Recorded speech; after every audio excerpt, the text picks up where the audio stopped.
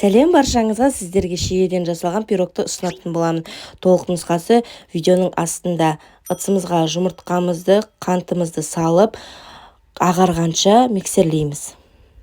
Ағарғаннан кейін сүт және майымызды құйып миксерлейміз.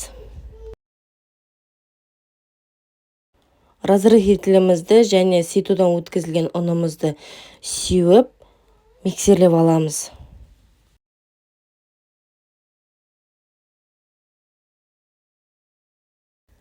Әбден ұнымыз біріккенше араластырамыз. 24-тік форма пайдаландым.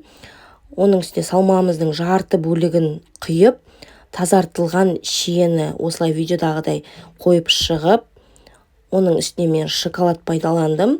Шоколад пайдалансаңыздар да болады, пайдаланбасаңыздар да болады. Қалған жарты салмамызды үстіне құйып шығып, қызып тұрған пеште 180 градуста 30-35 минут пісіріп аламыз.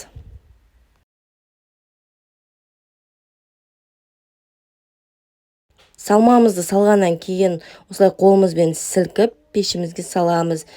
Пісіп болғаннан кейін бетін осылай қантпен әсемдеуге болады.